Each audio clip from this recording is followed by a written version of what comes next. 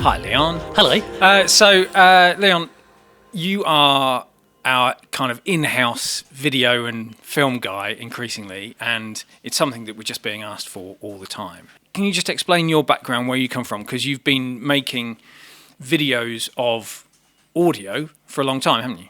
Yeah, so I'm an audio enthusiast through and through, working with production companies and broadcasters on radio and podcast projects. And before that, doing very DIY things in the same place for a number of years. But whilst that was all running on, I'm really into video.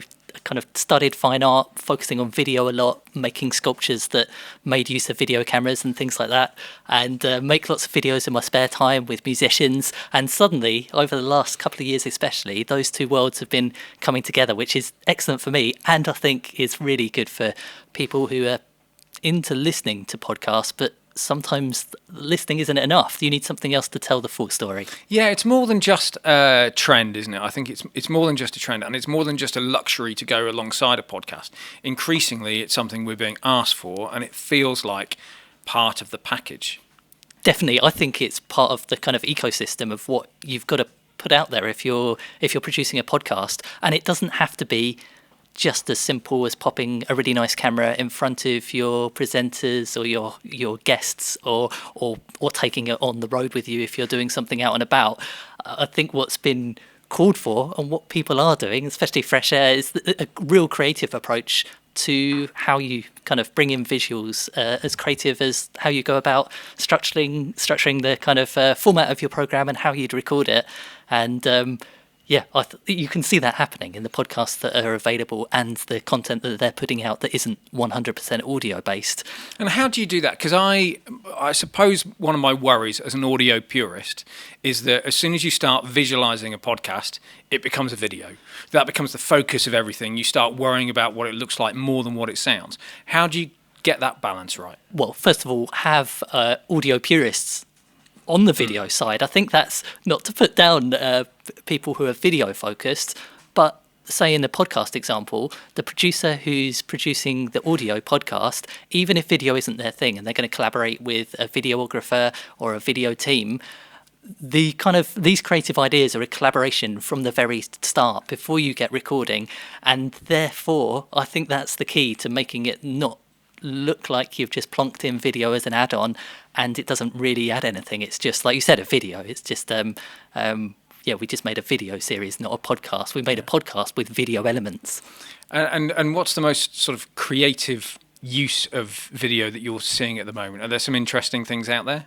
The way people are using video from podcasts on social media, I think that's where all the exciting things are happening, because that's where video at the moment is really blossoming for podcasts, because it's that short form space where to compete you've got to have some visualization, even if it is just an audiogram or some kind of animation or video. And that's where the experiments are taking place to hook people in, and then those elements can be filtered through in the case that you're making a more long form piece of content.